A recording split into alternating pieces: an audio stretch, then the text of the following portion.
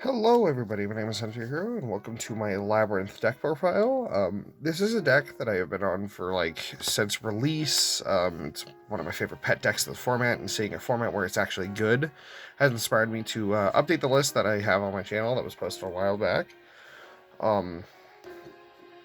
This has changed a lot since that original iteration, and I'll be talking about, budget options and, certain parts of the strategy as we move through the deck profile, because I'm taking this to a tier 1.5 tier 2-ish event. It's like our states, which is like almost a regional. So yeah, I feel really confident behind this list, and I do want to still hear your thoughts. So without too much rambling, let's get into it. Starting with our monsters, we have 3 Ariana, the Labrynth Servant. This card is like the best normal summon in your deck. Searching anything on normal summon and then drawing a card if she stays on board next turn. You only can get one of those effects per turn, which sucks, but I mean, you don't really need to be activating multiples in per turn. Most of the time, one is enough. You can bounce her back to trigger certain stuff. There's with Big Welcome, this card gets a lot better because it means that you kind of can be incentivized to leave her on board. Summon a lady out of the deck, bounce her back, and then draw a card, and then summon another guy out of your hand, and then summon lady, which is fantastic. And then we're on one, we're already moving to text, one copy of Ariane. What this card does is that this card just summons her from deck and loads up your graveyard with trap cards. Which doesn't matter too much, but it's another way to force interactions. Like, both these cards are just used to eat interactions. And then she does the draw thing that her sister does, which comes up a little bit more with her because her stats are just a little bit bigger, so you can use her to clear, Denko Sekka as well, which is fantastic. Then we're on 2 copies of Lady Labrynth and 1 copy of Lovely Labrynth. Lady is like one of the best support cards, which you could even bother playing at 3. I just don't like seeing it too much. It feels like a brick if I draw multiples of it. But she's crazy. She's exactly what the deck needed at that time. So, what did she do is, when you activate a trap or a Labrynth effect that turn, she can summon herself from your hand to defense position. While you have a set card, she can't be targeted or destroyed by card effects. And when you activate a trap, you can set one with a different name out of your deck, which is crazy. This card pairs well with one of the older support cards we have. And we'll get to it when we get there, but this card's fantastic. And then Lovely has been the boss monster since day one. Being an ignition effect, reset, an additional pop, and a... reset, a pop, and prevent your stuff from being ashed and stuff. She's fantastic still, so. But yeah, you can totally play the third lady. I wouldn't even blame you for doing so, but that's just what I'm playing. And then we're playing 3 Stovey and 3 Shandrag for our furniture. Or at least this part of the furniture. We're going to talk about him in a minute. So these cards pitch a card and set a Labrynth spell trap from your deck, which is fantastic.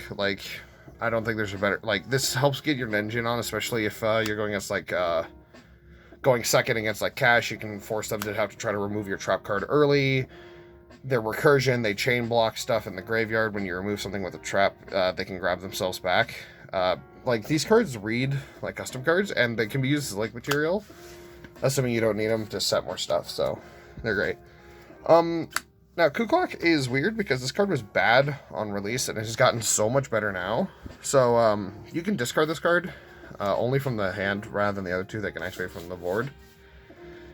And what he does is he allows you to activate the trap the turn it was set, as long as you have a Labrynth monster.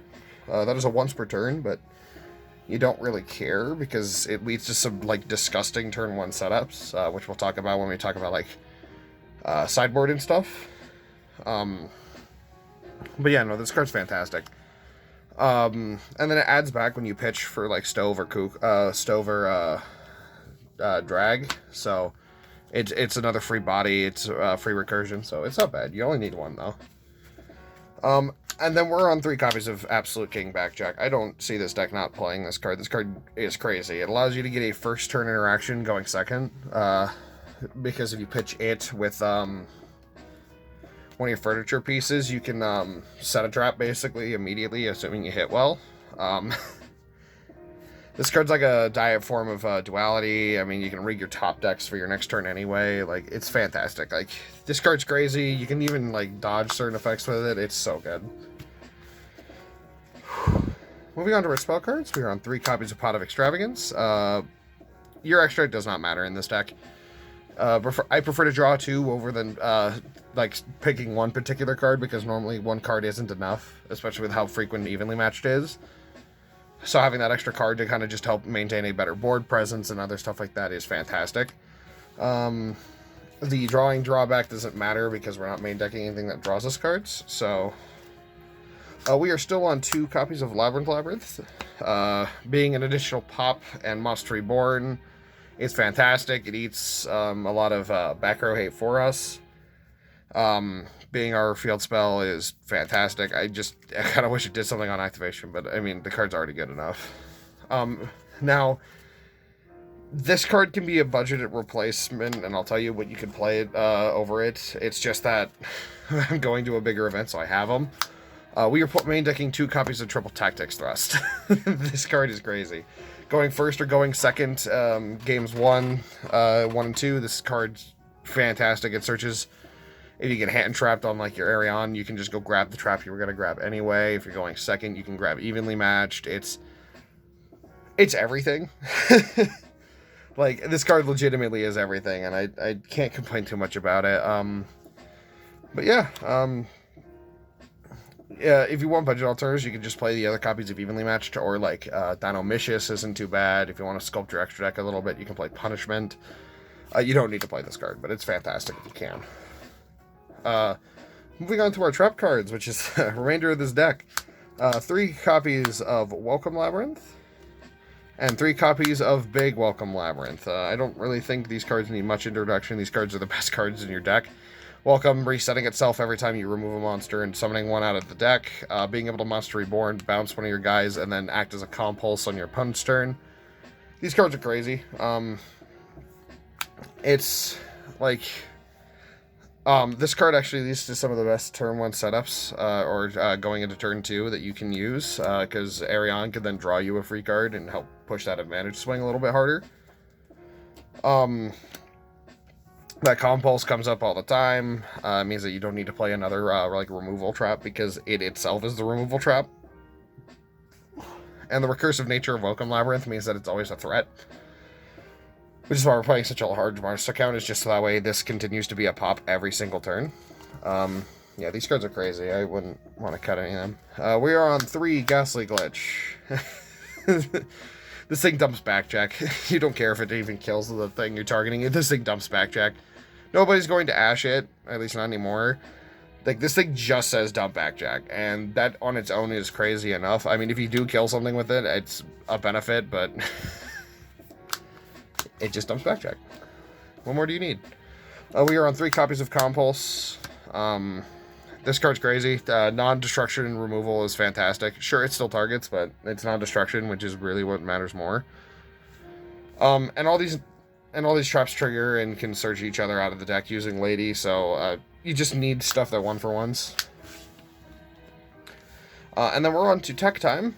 With 3 Terrors of the Overroot. I'm not sure if people are playing this or not. I haven't actually looked at other deck profiles recently, but I've been on this card since the release of the deck, and this card's crazy.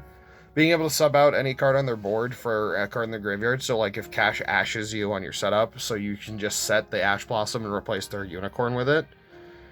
Card's crazy. It counts as monster removal, so it triggers all your effects. It's really good. I think it's a strong card. And then to round out the 40th card in our deck is 1 copy of evenly matched.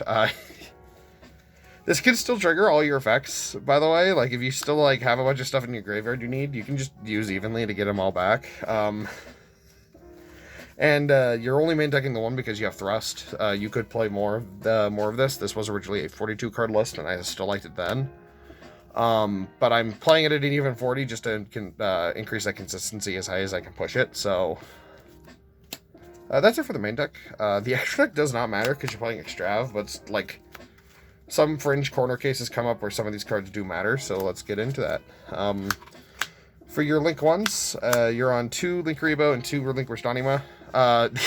These are just to get rid of dead copies of Backjack in your hand if you don't have a better normal summon. That is all they're here for. Anima doubles up as spicy removal, but they just need to be linked once. You don't care about Ibly Lock in this deck, because just any normal summon in your deck gets you out of it.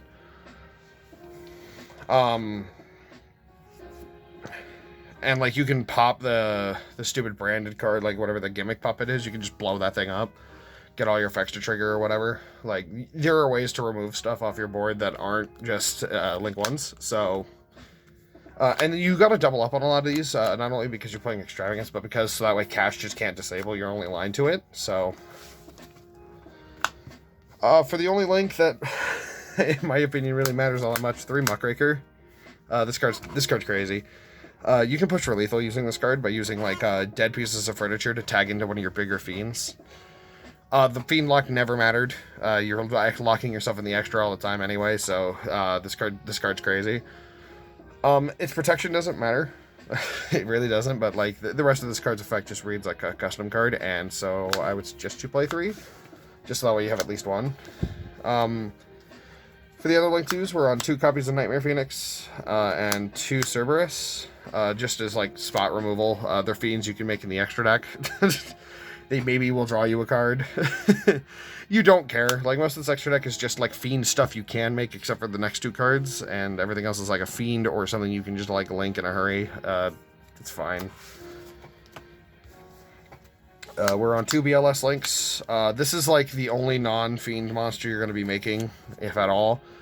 And the only reason this matters is because this thing becomes a big untargetable doofus with all the big monsters you have running around in your main. So, you make this guy, he's like a diet access code most of the time.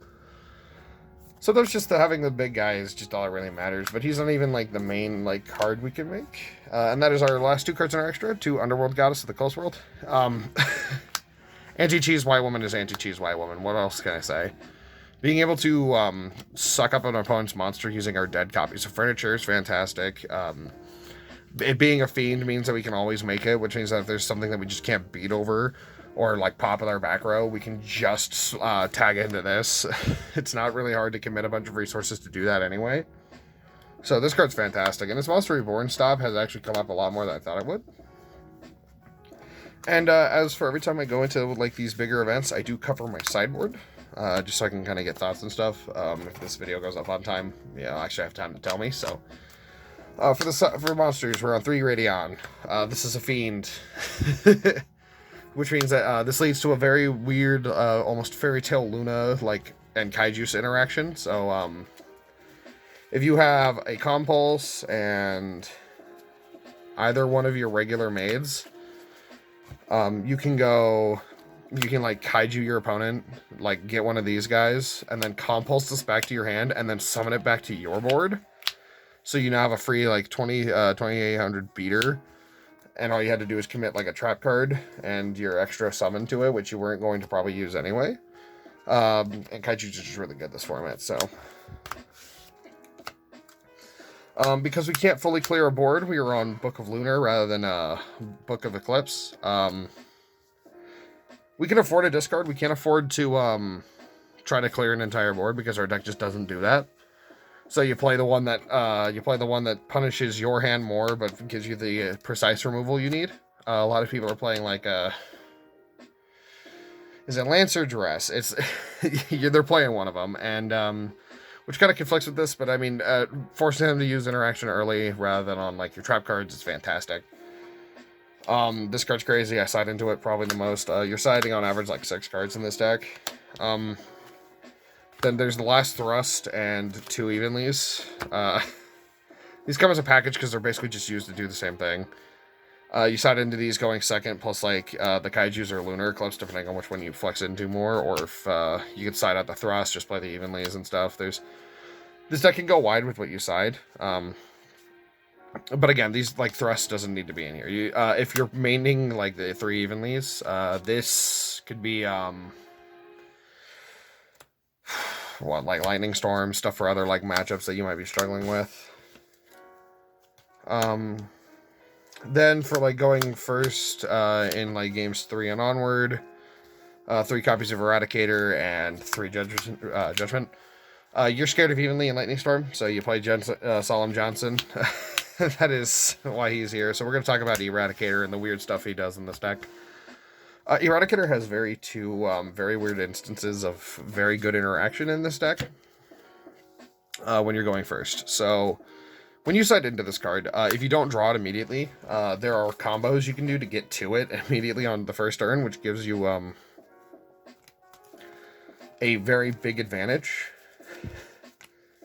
So, like, sure, it takes most of your hand, but Eradicator is good enough to win on its own.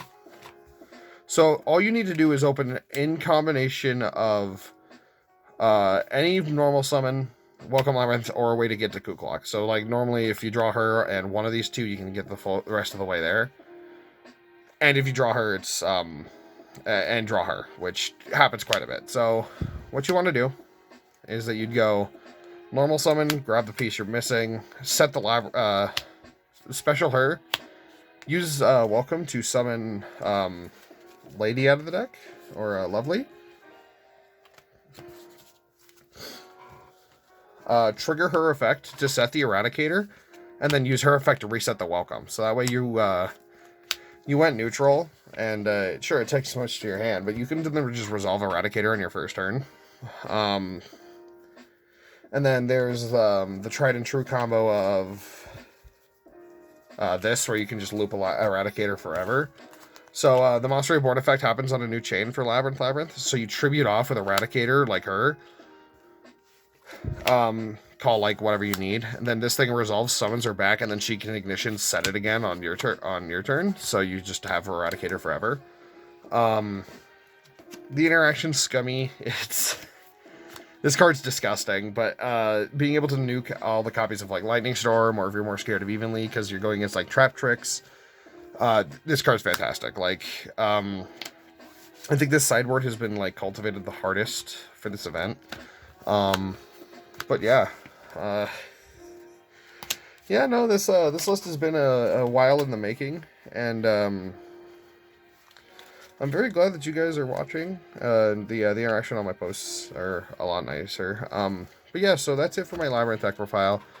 I appreciate you guys for watching. Let me know thoughts, comments, etc., down at the bottom. I have been reading all of them. I may not interact with everything right now. Life got really busy. Things are kind of weird, but I am doing my best. But let me know your thoughts, comments, questions, concerns, stuff like that. If you guys have an idea of like something like I might have, send me like a message in like the comments or something, and I'll see if I can build like a list for you guys. Because I just like playing Yu-Gi-Oh! So, but it's late. So thank you very much for watching, and have a wonderful day.